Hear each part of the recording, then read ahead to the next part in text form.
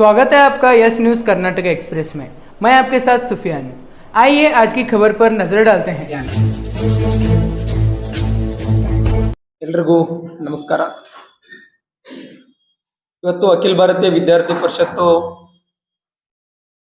ವಿಜಯಪುರದಲ್ಲಿ ಪತ್ರಿಕಾಗೋಷ್ಠಿಯನ್ನು ಕರೆದಿರ್ತಕ್ಕಂಥ ಉದ್ದೇಶ ಏನಪ್ಪಾ ಅಂದ್ರೆ, ಕಳೆದ ಕೆಲವು ದಿನಗಳಿಂದ ಕರ್ನಾಟಕ ರಾಜ್ಯದ 9 ವಿಶ್ವವಿದ್ಯಾಲಯಗಳನ್ನ ಏನು ಮುಚ್ಚದ ಕೊಟ್ಟಿದ್ದಾರೆ, ಈ ವಿಷಯದ ಬಗ್ಗೆ ಬಹಳ ಚರ್ಚೆ ನಡೀತಾ ಇದೆ। ಕರ್ನಾಟಕ ರಾಜ್ಯ ಅಂದ್ರೆ ಅದು ಒಂದು ರೀತಿಯಲ್ಲಿ ಉನ್ನತ ಶಿಕ್ಷಣಕ್ಕೆ ಬಹಳ ಹೆಸರುವಾಸಿಯಾಗಿರ್ತಕ್ಕಂಥ ರಾಜ್ಯ। ಬೇರೆ ಬೇರೆ ರಾಜ್ಯಗಳಿಂದ ಸಾವಿರಾರು ಜನ ವಿದ್ಯಾರ್ಥಿ ಸಮುದಾಯ ಕರ್ನಾಟಕ ರಾಜ್ಯಕ್ಕೆ ಉನ್ನತ ಶಿಕ್ಷಣ ಪಡೆಯಲು ಬರತಕ್ಕಂಥ ಉದಾಹರಣೆಗಳು ನಮ್ಮ ಕಣ್ಮುಂದೆ ಇದೆ। ಇಂತಹ ಸಂದರ್ಭದಲ್ಲಿ ಕರ್ನಾಟಕ ರಾಜ್ಯ ಸರ್ಕಾರದ ಒಂದು ಉಪಸಮಿತಿ, ಅದು ಮಾನ್ಯ ಡಿ.ಕೆ. ಶಿವಕುಮಾರ್ ಅವರ ಉಪಮುಖ್ಯಮಂತ್ರಿಗಳ ನೇತೃತ್ವದಲ್ಲಿ ಒಂದು ಉಪಸಮಿತಿ ಒಂದು ವರದಿಯನ್ನ ತಯಾರು ಮಾಡುತ್ತೆ। ಏನಪ್ಪಾ ಅಂದ್ರೆ, ಕರ್ನಾಟಕ ರಾಜ್ಯದಲ್ಲಿರ್ತಕ್ಕಂಥ 9 ವಿಶ್ವವಿದ್ಯಾಲಯಗಳಿದೆ, ಆ ವಿಶ್ವವಿದ್ಯಾಲಯಕ್ಕೆ ಆರ್ಥಿಕ ಕೊರತೆ ಇದೆ ಮತ್ತು ಮೂಲಭೂತ ಸೌಲಭ್ಯಗಳು ಇಲ್ಲ, ಅದಕ್ಕೋಸ್ಕರ ಆ ವಿಶ್ವವಿದ್ಯಾಲಯಗಳನ್ನ ಮುಚ್ಚುವಂತ ಸ್ಥಿತಿ ಬರಬಹುದು ಅಂತೇಳಿ ಕರ್ನಾಟಕ ರಾಜ್ಯದ ಉಪಮುಖ್ಯಮಂತ್ರಿಗಳ ನೇತೃತ್ವದ ಉಪಸಮಿತಿ ಒಂದು ವರದಿಯನ್ನ ಕೊಡೋದಕ್ಕೆ ತಯಾರು ಮಾಡ್ಕೊಂಡಿದೆ। ನಿಜವಾಗ್ಲೂ ಕೂಡ ಕರ್ನಾಟಕ ರಾಜ್ಯದಲ್ಲಿ 9 ವಿಶ್ವವಿದ್ಯಾಲಯಗಳನ್ನ 10 ವಿಶ್ವವಿದ್ಯಾಲಯಗಳನ್ನ ಹಿಂದಿನ ಸರ್ಕಾರ ಸ್ಥಾಪನೆಯನ್ನ ಮಾಡಿದೆ। ಆ ಸ್ಥಾಪನೆ ಮಾಡಿರ್ತಕ್ಕಂಥ ಸ್ಥಳಗಳ ಪಟ್ಟಿಯನ್ನು ಒಂದ್ಸಲ ನಾವು ನೋಡಿಕೊಂಡ್ರೆ, ಯಾವ ಜಿಲ್ಲೆಗಳು ಶೈಕ್ಷಣಿಕವಾಗಿ ಹಿಂದುಳಿದಿರ್ತಕ್ಕಂಥ ಜಿಲ್ಲೆಗಳಿದೆ, ಆ ಜಿಲ್ಲೆಗಳಲ್ಲಿ ಇವತ್ತು ವಿಶ್ವವಿದ್ಯಾಲಯಗಳನ್ನ ಸ್ಥಾಪನೆ ಮಾಡಿದ್ದಾರೆ।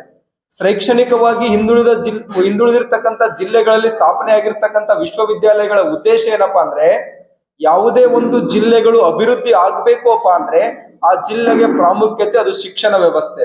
ಶಿಕ್ಷಣ ವ್ಯವಸ್ಥೆ ಸುಧಾರಣೆ ಆದ್ರೆ ಆ ಜಿಲ್ಲೆಯ ಅಭಿವೃದ್ಧಿ ಆಗುತ್ತೆ ಅಂತಕ್ಕಂಥದ್ದು ಎಲ್ರಿಗೂ ಗೊತ್ತಿರುವಂತ ವಿಚಾರ। ಅದಕ್ಕೋಸ್ಕರ ಒಬ್ಬ ಬಡ ವಿದ್ಯಾರ್ಥಿ, ಒಬ್ಬ ವಿದ್ಯಾರ್ಥಿನಿ ಆ ವಿಶ್ವವಿದ್ಯಾಲಯದಲ್ಲಿ ಓದಬೇಕು, ಅವರು ಉನ್ನತ ಶಿಕ್ಷಣದಿಂದ ವಂಚಿತರಾಗಬಾರ್ದು ಅನ್ನುವಂತ ಕಾರಣಕ್ಕೋಸ್ಕರ ಇವತ್ತು ವಿಶ್ವವಿದ್ಯಾಲಯಗಳನ್ನ ಸ್ಥಾಪನೆಯನ್ನ ಮಾಡಿದ್ದಾರೆ। ಉದಾಹರಣೆಗೆ, ಒಂದು ಜಿಲ್ಲೆ ಕೇಂದ್ರದಿಂದ 150-200 ಕಿಲೋಮೀಟರ್ ದೂರದ ಊರುಗಳಿಗೆ ಹೋಗಿ ಒಂದು ವಿದ್ಯಾರ್ಥಿನಿ ಉನ್ನತ ಶಿಕ್ಷಣವನ್ನ ಗ್ರಾಮೀಣ ಭಾಗದಿಂದ ಕಲಿಯಕ್ ಹೋಗ್ಬೇಕಂದ್ರೆ ಅವರ ಮನೆಯಲ್ಲಿ ಕಳಿಸ್ಕೊಡದೆ ಇರತಕ್ಕಂತ ರೀತಿಯಲ್ಲಿ ಇವತ್ತು ಶಿಕ್ಷಣದಿಂದ ವಂಚಿತರಾಗ್ತಕ್ಕಂತ ಉದಾಹರಣೆಗಳು ಹತ್ತಾರು ನಮ್ಮ ಕಣ್ಮುಂದೆ ಇದೆ। ಆ ಎಲ್ಲ ಕಣ್ಮುಂದೆ ಇಟ್ಕೊಂಡಿರ್ತಕ್ಕಂಥ ಒಬ್ಬ ಬಡ ವಿದ್ಯಾರ್ಥಿಗೆ, ಒಂದು ಮಹಿಳೆಗೆ ಶಿಕ್ಷಣ ಸಿಗ್ಬೇಕು, ತನ್ನ ಸ್ವಂತ ಜಿಲ್ಲೆಯಲ್ಲಿ ಶಿಕ್ಷಣ ಪಡಿಬೇಕು ಅನ್ನುವಂತ ಕಾರಣಕ್ಕೋಸ್ಕರ ಇವತ್ತು ವಿಶ್ವವಿದ್ಯಾಲಯಗಳನ್ನ ಸ್ಥಾಪನೆ ಮಾಡಿದ್ದಾರೆ। ಅದೇ ರೀತಿಯಾಗಿ ಇವತ್ತು ವಿದ್ಯಾರ್ಥಿಗಳು ತಮ್ಮ ಅಂಕಪಟ್ಟಿಯನ್ನು ತೆಗೆದುಕೊಳ್ಳೋದಕ್ಕೆ, NOC ಸರ್ಟಿಫಿಕೇಟ್ಗಳನ್ನ ತೆಗೆದುಕೊಳ್ಳೋದಕ್ಕೆ ಹಾಗೂ ಇನ್ನಿತರ ಯಾವುದೋ ಒಂದು ವಿಶ್ವವಿದ್ಯಾಲಯಗಳ ಚಟುವಟಿಕೆಯನ್ನ ಮಾಡ್ಕೊಳ್ಳೋದಕ್ಕೆ ಬಿಜಾಪುರದಿಂದ ಬೆಳಗಾವಿಗೆ, ಅದು ಒಂದು ಇಂಡಿ ಭಾಗದಿಂದ ಬೆಳಗಾವಿ ವಿಶ್ವವಿದ್ಯಾಲಯಕ್ಕೆ ಹೋಗ್ಬೇಕಂದ್ರೆ ಎಷ್ಟು ದೂರ ಇದೆ, ಅದನ್ನ ನಾವು ಕಡಿಮೆ ಮಾಡಬೇಕು ಅನ್ನುವಂತ ಉದ್ದೇಶದಿಂದ ಇವತ್ತು ವಿಶ್ವವಿದ್ಯಾಲಯಗಳನ್ನ ಸ್ಥಾಪನೆ ಮಾಡಿರ್ತಕ್ಕಂಥದ್ದು। ಆ ಎಲ್ಲ ವಿಚಾರಗಳನ್ನ ಇವತ್ತು ಸರ್ಕಾರ ಹಿನ್ನಡೆಗೆ ತಂದು ವಿಶ್ವವಿದ್ಯಾಲಯಗಳನ್ನ ಮುಚ್ಚದ ಕೊಟ್ಟಿದೆಯಲ್ಲ, ಈ ಸರ್ಕಾರದ ನಡೆ ಏನಿದೆ ಇದು ಶಿಕ್ಷಣ ವಿರೋಧಿ ನಡೆ, ಇದು ವಿದ್ಯಾರ್ಥಿ ವಿರೋಧಿ ನಡೆಯಾಗಿದೆ ಅಂತಕ್ಕಂಥದ್ದು ನಮ್ಗೆಲ್ರಿಗೂ ಕೂಡ ಸ್ಪಷ್ಟವಾಗಿ ಗೊತ್ತಾಗ್ತಾ ಇದೆ। ಒಂದು ಯಾವುದೇ ಸರ್ಕಾರಗಳು ಸಮಸ್ಯೆಗಳ ಬಗ್ಗೆ ಮಾತನಾಡುವಂತ ಸ್ಥಿತಿಗೆ ನಿಂತಿದೆ। ಸರ್ಕಾರಗಳು ಸಮಸ್ಯೆಗಳ ಬಗ್ಗೆ ಮಾತನಾಡುವಂತ ಸ್ಥಿತಿಗೆ ನಿಲ್ಬಾರ್ದು, ಪರಿಹಾರದ ಬಗ್ಗೆ ಇವತ್ತು ಸರ್ಕಾರಗಳು ಮಾತನಾಡಬೇಕು। ಅವರಿಗೆ ಶಿಕ್ಷಣ ಮೂಲ ಆಶಯ ಆಗ್ಬೇಕು। ಶಿಕ್ಷಣ ಇವತ್ತು ಯಾವ ಪ್ರಾಮುಖ್ಯತೆಯಲ್ಲಿ ಸರ್ಕಾರ ನೋಡ್ತಾ ಇದೆ ಅಂತಕ್ಕಂಥದ್ದು ನಮ್ಗೆಲ್ರಿಗೂ ಗೊತ್ತಾಗ್ತಾ ಇಲ್ಲ। ಇವತ್ತು ಸರ್ಕಾರಗಳಿಗೆ ಶಿಕ್ಷಣ ಅಂತಕ್ಕಂಥದ್ದು ಹೊರೆಯಾಗ್ತಾ ಇದೆ, ಸರ್ಕಾರಕ್ಕೆ ಶಿಕ್ಷಣ ಅಂತಕ್ಕಂಥದ್ದು ಹೊರೆಯಾಗ್ತಾ ಇದೆ। ಕಾರಣ ಏನಪ್ಪಾ ಅಂದ್ರೆ, ಯಾವುದೋ ಒಬ್ಬ ಸರ್ಕಾರದ ಮಂತ್ರಿ, ಸರ್ಕಾರದಲ್ಲಿ ಇರ್ತಕ್ಕಂಥ ವ್ಯವಸ್ಥೆಯಲ್ಲಿ ಇರ್ತಕ್ಕಂಥವ್ರು ಹೇಳ್ತಾರೆ, ನಮಗೆ ಆ ವಿಶ್ವವಿದ್ಯಾಲಯದಿಂದ ಯಾವುದೇ ಆಗಿರ್ತಕ್ಕಂಥ ಲಾಭಗಳಿಲ್ಲ ಅಂತೇಳಿ। ಸ್ವಾಮಿ, ನೀವು ವಿಶ್ವವಿದ್ಯಾಲಯಗಳನ್ನ ಯಾವ್ದಾದ್ರು ಕಂಪನಿಗಳನ್ನ ಮಾಡ್ಕೊಂಡಿದ್ದೀರಾ, ಅವು ಯಾವ್ದಾದ್ರು ಡೆವಲಪ್ಮೆಂಟ್ಗಳ, ಈ ರೀತಿಯಾಗಿ ನೀವು ವಿಶ್ವವಿದ್ಯಾಲಯಗಳಿಂದ ನಮಗೆ ಲಾಭಾಂಶ ಬರಬೇಕು ಅನ್ನುವಂತ ನಿರೀಕ್ಷೆಗೋಸ್ಕರ ವಿಶ್ವವಿದ್ಯಾಲಯಗಳನ್ನ ಸ್ಥಾಪನೆ ಮಾಡಿದ್ದೀರಾ? ಅವುಗಳು ಯಾವ್ದಾದ್ರು ಕಾರ್ಪೊರೇಟ್ ಕಂಪನಿಗಳನ್ನಾಗಿ ಪರಿವರ್ತನೆ ಮಾಡುವಂತ ಸ್ಥಿತಿಗೆ ನೀವು ತಲುಪ್ತಾ ಇದ್ದೀರಾ? ಯಾವುದೇ ಕಾರಣಕ್ಕೂ ವಿಶ್ವವಿದ್ಯಾಲಯಗಳಿಂದ ಲಾಭವನ್ನ ನಿರೀಕ್ಷೆ ಮಾಡಬಾರ್ದು। ನಾವು ವಿಶ್ವವಿದ್ಯಾಲಯಗಳಿಗೆ ನೀಡ್ತಾ ಇರತಕ್ಕಂತ ಹಣ ಅದು ನಮ್ಮ ರಾಜ್ಯದ ವಿದ್ಯಾರ್ಥಿಗಳ ಉನ್ನತ ಜೀವನಕ್ಕೆ ಅದು ಅಭಿವೃದ್ಧಿ ಆಗುತ್ತೆ ಅನ್ನುವಂತ ಕಾರಣಕ್ಕೋಸ್ಕರ ಇವತ್ತು ವಿಶ್ವವಿದ್ಯಾಲಯಗಳಿಗೆ ಅನುದಾನ ನೀಡಬೇಕು। ಆದ್ರೆ ಈಗಿರ್ತಕ್ಕಂಥ ಸರ್ಕಾರದ ವ್ಯವಸ್ಥೆಯಲ್ಲಿ ಇರ್ತಕ್ಕಂಥವ್ರು ಹೇಳ್ತಾರೆ, ನಮ್ಗೆ ಅಲ್ಲಿರ್ತಕ್ಕಂಥ ಲಾಭಾಂಶ ಇಲ್ಲ, ಅಲ್ಲಿ ನಮ್ಗೆ ಜಾಗ ಕೊಡೋದಕ್ಕಾಗ್ತಾ ಇಲ್ಲ, ನಮ್ಗೆ ಅನುದಾನವನ್ನ ಕೊಡೋದಕ್ಕಾಗ್ತಾ ಇಲ್ಲ ಅಂತೇಳಿ ಸರ್ಕಾರ ಹೇಳ್ತಾ ಇದೆ। ನಿಜಕ್ಕೂ ಕೂಡ ಈ ರಾಜ್ಯ ಸರ್ಕಾರದ ಈ ರೀತಿಯ ಹೇಳಿಕೆಗಳೇನಿದೆ, ಈ ರೀತಿಯ ಬೇಜವಾಬ್ದಾರಿತನ ಏನಿದೆ, ಇದು ನಿಜಕ್ಕೂ ಕೂಡ ಒಂದು ವಿದ್ಯಾರ್ಥಿ ವಿರೋಧಿಯಾಗಿರ್ತಕ್ಕಂಥ ನಡೆ ಆಗ್ತಾ ಇದೆ. ಈ ರೀತಿ ಸರ್ಕಾರಗಳಿಗೆ ಶೋಭೆ ತರುವಂತ ವಿಚಾರ ಅಲ್ಲ. ಸರ್ಕಾರ ವಿಶ್ವವಿದ್ಯಾಲಯಗಳ ಕಲ್ಪನೆ ಏನಿದೆ, ಆ ವಿಶ್ವವಿದ್ಯಾಲಯಗಳ ಕಲ್ಪನೆಯ ಮೂಲ ಆಶಯವನ್ನ ಇವರು ಒಂದು ರೀತಿಯಲ್ಲಿ ಮೊಟಕು ಮಾಡುವಂತ ಕೆಲಸವನ್ನ ರಾಜ್ಯ ಸರ್ಕಾರ ಮಾಡ್ತಾ ಇದೆ. ನಾನು ಸರ್ಕಾರಕ್ಕ ಈ ಮೂಲಕ ಆಗ್ರಹವನ್ನ ಮಾಡ್ತಾ ಇದ್ದೇನೆ. ಇವತ್ತು ಉನ್ನತ ಶಿಕ್ಷಣ ಪರಿಷತ್ ಕೇಳಿದ್ ಎಷ್ಟು ಹಣ?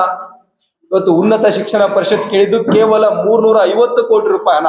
ನೀವು ಯಾವ್ದಾವ್ದೋದಕ್ಕೂ 50,000 ಕೋಟಿ ರೂಪಾಯಿ ಅನುದಾನವನ್ನ ನೀಡ್ತೀರಿ. ಅದರಲ್ಲಿ ಕೇವಲ 1% ಅನುದಾನವನ್ನ ಇವತ್ತು ವಿಶ್ವವಿದ್ಯಾಲಯಗಳಿಗೆ ನೀಡಿದ್ರೆ ಆ ವಿಶ್ವವಿದ್ಯಾಲಯಗಳು ಅಭಿವೃದ್ಧಿ ಆಗುತ್ತೆ. ನಿಮಗೆ 350 ಕೋಟಿ ರೂಪಾಯಿ ಅನುದಾನವನ್ನ ವಿಶ್ವವಿದ್ಯಾಲಯಗಳಿಗೆ ನೀಡಕ್ ಆಗ್ತಾ ಇಲ್ಲ ಅಂದ್ರೆ ಇವತ್ತು ಸರ್ಕಾರ ಯಾವ ಸ್ಥಿತಿಗೆ ತಲುಪಿದೆ ಅಂತ ಯೋಚನೆ ಮಾಡುವಂತ ಸ್ಥಿತಿಯಲ್ಲಿ ಇವತ್ತು ವಿದ್ಯಾರ್ಥಿ ಸಮುದಾಯ ಬಂದು ನಿಂತ್ಕೊಂಡಿದೆ. ಇದಕ್ಕೋಸ್ಕರ ರಾಜ್ಯದ ಮುಖ್ಯಮಂತ್ರಿಗಳು, ರಾಜ್ಯದ ಗೃಹ ಮಂತ್ರಿಗಳು, ರಾಜ್ಯದ ಉನ್ನತ ಶಿಕ್ಷಣ ಸಚಿವರು ಯೋಚನೆಯನ್ನ ಮಾಡಬೇಕು. ಇವತ್ತು ಯಾವುದೇ ಕಾರಣಕ್ಕೂ ಕೂಡ ಅಖಿಲ ಭಾರತೀಯ ವಿದ್ಯಾರ್ಥಿ ಪರಿಷತ್ತು ಈ ವಿಶ್ವವಿದ್ಯಾಲಯಗಳನ್ನ ಮುಚ್ಚೋದಕ್ ಬಿಡೋದಿಲ್ಲ. ವಿದ್ಯಾರ್ಥಿಗಳು ಇವತ್ತು ತಯಾರಾಗಿದ್ದಾರೆ. ನೀವೆಲ್ಲರೂ ಕೂಡ ನೋಡಿರ್ಬೋದು, ಮೊನ್ನೆ ಬಿಜಾಪುರ ಆಗಿರ್ಬೋದು, ಕರ್ನಾಟಕ ರಾಜ್ಯದ ಬೇರೆ ಬೇರೆ ಜಿಲ್ಲಾ ಕೇಂದ್ರಗಳಲ್ಲಿ ಎಬಿವಿಪಿಯ ಕಾರ್ಯಕರ್ತರು ಇವತ್ತು ಸಾರ್ವಜನಿಕ ಪ್ರದೇಶಗಳಲ್ಲಿ ಭಿಕ್ಷಾಟನೆಯನ್ನ ಮಾಡಿ ರಾಜ್ಯದ ಮುಖ್ಯಮಂತ್ರಿಗಳ ಹಣವನ್ನ ಕಳಿಸುವಂತ ಕೆಲಸವನ್ನ ಮಾಡಿದ್ದಾರೆ. ಬಿಜಾಪುರದಲ್ಲೂ ಕೂಡ ಚೀಫ್ ಮಿನಿಸ್ಟರ್ ಅವರ ಅಕೌಂಟ್ಗೆ 3,528 ರೂಪಾಯಿಯನ್ನ ನಮ್ಮ ಕಾರ್ಯಕರ್ತರು ಸಾರ್ವಜನಿಕರಿಂದ ಭಿಕ್ಷಾಟನೆಯನ್ನ ಮಾಡಿ ಮುಖ್ಯಮಂತ್ರಿಗಳ ಖಾತೆಗೆ ಈ ಹಣವನ್ನ ಹಾಕಿದ್ದಾರೆ. ಮುಖ್ಯಮಂತ್ರಿಗಳಿಗೆ ನಾಚಿಕೆ ಆಗ್ಬೇಕು, ರಾಜ್ಯದ ಸಚಿವರಿಗೆ ನಾಚಿಕೆ ಆಗ್ಬೇಕು. ವಿದ್ಯಾರ್ಥಿಗಳು ಇವತ್ತು ಬೀದಿಯಲ್ಲಿ ಭಿಕ್ಷೆ ಬೇಡಿ ನಿಮ್ ಸರ್ಕಾರಕ್ಕೆ ಹಣವನ್ನ ಕೊಡುವಂತ ರೀತಿಯಲ್ಲಿ ನೀವು ನಿರ್ಮಾಣ ಮಾಡ್ಕೊಂಡಿದ್ದೀರಿ ಅಂದ್ರೆ ಇದಕ್ಕೆ ನೀವು ಉತ್ತರವನ್ನ ಕೊಡ್ಬೇಕು. ಸರ್ಕಾರದ ವ್ಯವಸ್ಥೆಯಲ್ಲಿ ಇರ್ತಕ್ಕಂತ ಮುಖ್ಯಮಂತ್ರಿಗಳು ನಾವು ಯಾವುದೇ ಕಾರಣಕ್ಕೂ ಕೂಡ ಇವತ್ತು ಮುಂದಿನ ದಿನಗಳಲ್ಲೂ ಕೂಡ ಮೊನ್ನೆ ಬೆಂಗಳೂರಲ್ಲಿ ನಾವು ಒಂದು ದುಂಡು ಮೇಜಿನ ಸಭೆಯನ್ನ ಮಾಡಿದ್ವಿ. ಆ ದುಂಡು ಮೇಜಿನ ಸಭೆಯಲ್ಲಿ 4 ಜನ ಮಾಜಿ ಶಿಕ್ಷಣ ಸಚಿವರು, ವಿಧಾನ ಪರಿಷತ್ನ ಸದಸ್ಯರು ಮತ್ತು ಶಿಕ್ಷಣ ತಜ್ಞರು, ವಿಶ್ವವಿದ್ಯಾಲಯಗಳ ವಿಶ್ರಾಂತ ಕುಲಪತಿಗಳು ಎಲ್ಲರೂ ಕೂಡ ಭಾಗವಹಿಸಿದ್ರು. ಅಲ್ಲಿ ಬಂದಿರತಕ್ಕಂತ ಒಕ್ಕೊರಲಿನ ಬೇಡಿಕೆ ಏನಪ್ಪಾ ಅಂದ್ರೆ, ಇದು ಪ್ರಾದೇಶಿಕ ನ್ಯಾಯಕ್ಕೋಸ್ಕರ ಸ್ಥಾಪನೆ ಆಗಿರ್ತಕ್ಕಂಥ ವಿಶ್ವವಿದ್ಯಾಲಯಗಳಿದೆ, ಮಹಿಳೆಯರ ನ್ಯಾಯಕ್ಕೋಸ್ಕರ ಸ್ಥಾಪನೆ ಆಗಿರ್ತಕ್ಕಂಥ ವಿಶ್ವವಿದ್ಯಾಲಯಗಳಿದೆ, ಬಡ ಮತ್ತು ಪ್ರತಿಭಾನ್ವಿತ ವಿದ್ಯಾರ್ಥಿಗಳಿಗೆ ನ್ಯಾಯ ಕೊಡೋಕ್ಕೋಸ್ಕರ ಸ್ಥಾಪನೆ ಆಗಿರ್ತಕ್ಕಂಥ ವಿಶ್ವವಿದ್ಯಾಲಯಗಳಿದೆ. ಈ ವಿಶ್ವವಿದ್ಯಾಲಯಗಳನ್ನ ನಾವು ಮುಚ್ಚೋದಕ್ಕೆ ಯಾವುದೇ ಕಾರಣಕ್ಕೂ ಬಿಡೋದಿಲ್ಲ ಅಂತೇಳಿ ಎಲ್ಲರೂ ಕೂಡ ಅಲ್ಲಿ ಆಗ್ರಹವನ್ನ ಮಾಡಿದ್ರು. ವಿದ್ಯಾರ್ಥಿ ಪರಿಷತ್ತು ಕೂಡ ಮುಂದಿನ ಒಂದು ವಾರಗಳಲ್ಲಿ ಬೃಹತ್ ಹೋರಾಟವನ್ನು ಕೂಡ ನಾವು ಹಮ್ಮಿಕೊಂಡಿದ್ದೇವೆ. ವಿದ್ಯಾರ್ಥಿಗಳು ಪತ್ರ ಚಳುವಳಿ ಮಾಡುವಂಥದ್ದು, ಸಹಿ ಸಂಗ್ರಹವನ್ನ ಮಾಡುವಂಥದ್ದು, ಶಾಲಾ ಕೊಠಡಿಯಿಂದ ಹೊರಗಡೆ ಬಂದು ರಸ್ತೆಯಲ್ಲಿ ಕೂತು ಪುಸ್ತಕಗಳನ್ನ ಓದುವಂತದ್ದಾಗಿರ್ಬೋದು, ಜಿಲ್ಲಾ ಉಸ್ತುವಾರಿ ಸಚಿವರ ಮನೆಗಳಿಗೆ ಮುತ್ತಿಗೆ ಹಾಕುವಂತಾಗಿರ್ಬೋದು, ಈ ರೀತಿಯ ವಿನೂತನವಾಗಿರ್ತಕ್ಕಂಥ ಪ್ರತಿಭಟನೆಗಳನ್ನ ಮುಂದಿನ 1 ವಾರಗಳಲ್ಲಿ ವಿದ್ಯಾರ್ಥಿ ಪರಿಷತ್ತು ರಾಜ್ಯಾದ್ಯಂತ ಮಾಡಲಿದೆ. ಬಾಗಲಕೋಟೆ, ಜಮಖಂಡಿ ಈ ಭಾಗದಲ್ಲಿ ನಾಳೆಯೂ ಕೂಡ ಬೃಹತ್ ಪ್ರತಿಭಟನೆ ನಡೀತಾ ಇದೆ. ಅದಕ್ಕೋಸ್ಕರ ನಾನು ಈ ಮೂಲಕ ರಾಜ್ಯ ಸರ್ಕಾರದ ಮುಖ್ಯಮಂತ್ರಿಗಳಿಗೆ ಮತ್ತು ಇವೇನು ವಿಶ್ವವಿದ್ಯಾಲಯ ಮುಚ್ಚೋದು ಕೊಟ್ಟಿರ್ತಕ್ಕಂಥ ಆ ಜಿಲ್ಲೆಯ ಉಸ್ತುವಾರಿ ಸಚಿವರಿದ್ದಾರೆ, ಆ ಜಿಲ್ಲೆಯ ಶಾಸಕರಿದ್ದಾರೆ, ಆ ಜಿಲ್ಲೆಯ ಜನಪ್ರತಿನಿಧಿಗಳೇ ತಾವು ಯೋಚನೆಯನ್ನ ಮಾಡಬೇಕು. ತಮ್ಮ ಜಿಲ್ಲೆಯ ಶಿಕ್ಷಣದ ಅಸ್ತಿತ್ವವನ್ನ ಕಸಿದುಕೊಳ್ಳುವಂತ ಕೆಲಸವನ್ನ ಸರ್ಕಾರ ಮಾಡ್ತಾ ಇದೆ. ನೀವು ಇದರ ವಿರುದ್ಧ ಧ್ವನಿಯನ್ನ ಎತ್ತಬೇಕು. ನಮ್ಮ ಹೋರಾಟದಲ್ಲಿ ಸ್ವಾಮೀಜಿಗಳು ಮುಂದಿನ ದಿನಗಳಲ್ಲಿ ಭಾಗವಹಿಸಲಿದ್ದಾರೆ, ಸಾರ್ವಜನಿಕರು ಭಾಗವಹಿಸಲಿದ್ದಾರೆ, ಶಿಕ್ಷಣ ತಜ್ಞರು, ಸಮಾಜದ ಎಲ್ಲ ರಂಗದಲ್ಲಿ ಇರ್ತಕ್ಕಂಥ ವ್ಯಕ್ತಿಗಳು ನಮ್ಮ ಹೋರಾಟದ ಜೊತೆಗೆ ಕೈ ಜೋಡಿಸುವವರಿದ್ದಾರೆ. ಮುಂದಿನ ದಿನಗಳಲ್ಲಿ ಒಂದು ಬೃಹತ್ ಪ್ರತಿಭಟನೆಯನ್ನ ನಾವು ಮಾಡೋರಿದ್ದೀವಿ. ಮತ್ತು ಈ ಮೂಲಕ ನಾನು ಸರ್ಕಾರಕ್ಕೆ ಆಗ್ರಹ ಮಾಡೋದೇನಂದ್ರೆ, ಸರ್ಕಾರಕ್ಕೆ ಯಾವಾಗ್ಲೂ ಕೂಡ ಒಂದು ಜಾನ ನಡೆಯನ್ನು ಯಾವಾಗ್ಲೂ ಕೂಡ ಮಾಡುತ್ತೆ. ಏನಪ್ಪಾ ಅಂದ್ರೆ, ಯಾವುದೋ ಒಂದು ವಿಷಯವನ್ನ ಸಮಾಜದಲ್ಲಿ ಬಿಡೋದು, ಆ ರೀತಿಯ ಚರ್ಚೆಗಳೇನು ಬರುತ್ತೆ ಆ ಚರ್ಚೆಯ ಮೇಲೆ ಸುಮ್ಮನೆ ಕೂಡೋದು. ಇದು ವಿಶ್ವವಿದ್ಯಾಲಯದ ಹಂತದಲ್ಲಿ ಆ ರೀತಿ ಮಾಡಬೇಡಿ. ನೀವೇನಾದ್ರೂ ವಿಶ್ವವಿದ್ಯಾಲಯ ಮುಸ್ತೀನಿ ಅಂತ ಹೇಳಿ ಈಗ ಸುಮ್ಮನೆ ಕೂತ್ಕೊಂಡು ಆ ವಿಶ್ವವಿದ್ಯಾಲಯಗಳಿಗೆ ಅನುದಾನವನ್ನ ಕೊಡದೆ ಹೋದ್ರೆ ಆ ವಿಶ್ವವಿದ್ಯಾಲಯಗಳು ಕೋಮಾ ಸ್ಥಿತಿಗೆ ಹೋಗುತ್ತೆ. ಅದಕ್ಕೋಸ್ಕರ ಈ ಸಾಲಿನ ಬಜೆಟ್ ನಲ್ಲಿ ನೀವು ವಿಶ್ವವಿದ್ಯಾಲಯಕ್ಕೆ ಅನುದಾನವನ್ನ ಮೀಸಲಿಡಬೇಕು, ಅವುಗಳ ಅಭಿವೃದ್ಧಿಗೆ ಶ್ರಮಿಸಬೇಕು. ಮುಂದಿನ 5 ವರ್ಷಗಳಲ್ಲಿ ನೀವು ಮುಚ್ತಾ ಇರ್ತಕ್ಕಂಥ ವಿಶ್ವವಿದ್ಯಾಲಯಗಳೇನಿದೆ ಅವು ರಾಜ್ಯಕ್ಕೆ ಮಾದರಿಯಾಗಿರ್ತಕ್ಕಂಥ ವಿಶ್ವವಿದ್ಯಾಲಯಗಳನ್ನ ನಿರ್ಮಾಣ ಮಾಡೋದಕ್ಕೆ ಸರ್ಕಾರ ಪಣವನ್ನ ತೊಡಬೇಕು. ಮೈಸೂರು ವಿಶ್ವವಿದ್ಯಾಲಯ ಇದೆ, ರಾಣಿ ಚೆನ್ನಮ್ಮ ವಿಶ್ವವಿದ್ಯಾಲಯ ಇದೆ, ಬೆಂಗಳೂರು ವಿಶ್ವವಿದ್ಯಾಲಯ ಇದೆ. ಈ ಎಲ್ಲ ವಿಶ್ವವಿದ್ಯಾಲಯಗಳು ಸ್ಥಾಪನೆ ಆಗ್ತಕ್ಕಂಥ ಸಂದರ್ಭದಲ್ಲಿ ಅವುಗಳೇನು ಈಗಿರ್ತಕ್ಕಂಥ ವ್ಯವಸ್ಥೆಯಲ್ಲಿ ಇರಲಿಲ್ಲ. ಅವುಗಳಿಗೂ ಕೂಡ ಮೂಲಭೂತ ಸೌಕರ್ಯಗಳ ಕೊರತೆ ಇತ್ತು. ಆ ಕಾಲಕ್ಕೆ ತಕ್ಕಂತೆ ಸರ್ಕಾರಗಳು ಅವುಗಳಿಗೆ ಸೌಲಭ್ಯವನ್ನ ನೀಡಿದ ನಂತರದಲ್ಲಿ ಇವತ್ತು ದೊಡ್ಡ ವಿಶ್ವವಿದ್ಯಾಲಯಗಳು ನಿರ್ಮಾಣ ಆಗಿದೆ. ನೀವು ಕೂಡ ಈಗಿರ್ತಕ್ಕಂಥ ವಿಶ್ವವಿದ್ಯಾಲಯಗಳಿಗೆ ಸ್ವಲ್ಪ ಕೊರತೆ ಇದೆ. ಆ ಕೊರತೆಯನ್ನ ಕಾಲಕ್ಕೆ ತಕ್ಕಂತೆ ವರ್ಷಕ್ಕೆ ನೀವು ಅವುಗಳಿಗೆ ಅನುದಾನವನ್ನ ನೀಡಿ ಅಭಿವೃದ್ಧಿ ಪಡಿಸುವಂತ ಕೆಲಸವನ್ನ ಮಾಡಬೇಕು. ಸರ್ಕಾರ ಇದನ್ನ ಸವಾಲಾಗಿ ಸ್ವೀಕರಿಸಬೇಕು. ಬಂದ್ ಮಾಡಕ್ ಹೊರಟಿರ್ತಕ್ಕಂಥ ವಿಶ್ವವಿದ್ಯಾಲಯಗಳನ್ನ ಅಭಿವೃದ್ಧಿ ಮಾಡ್ತೀನಿ ಅಂತೇಳಿ ಸರ್ಕಾರ ಹೊರಟ್ರೆ ವಿದ್ಯಾರ್ಥಿ ಪರಿಷತ್ತು ಸರ್ಕಾರದ ಜೊತೆ ನಿಂತು ನಾವು ಕೂಡ ನಿಮ್ ಜೊತೆಗೆ ನಿಲ್ತೀವಿ. ಇಡೀ ವಿದ್ಯಾರ್ಥಿ ಸಮುದಾಯ ನಿಮ್ ಜೊತೆ ನಿಲ್ಲುತ್ತೆ. ಆ ರೀತಿಯ ನಿರ್ಧಾರವನ್ನ ಇವತ್ತು ಸರ್ಕಾರ ತೆಗೆದುಕೊಳ್ಬೇಕು ಅನ್ನುವಂತ ಆಗ್ರಹವನ್ನ ನಾನು ಈ ಮೂಲಕ ಕರ್ನಾಟಕ ರಾಜ್ಯದ ಸರ್ಕಾರಕ್ಕೆ ಮಾಡಕ್ ಇಚ್ಛೆಯನ್ನ ಪಡ್ತಾ ಇದ್ದೇನೆ.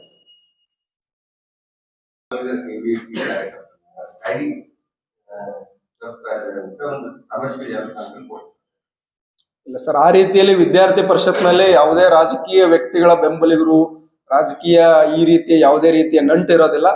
ಎಲ್ಲವೂ ಕೂಡ ಸುಳ್ಳು ಸುದ್ದಿ.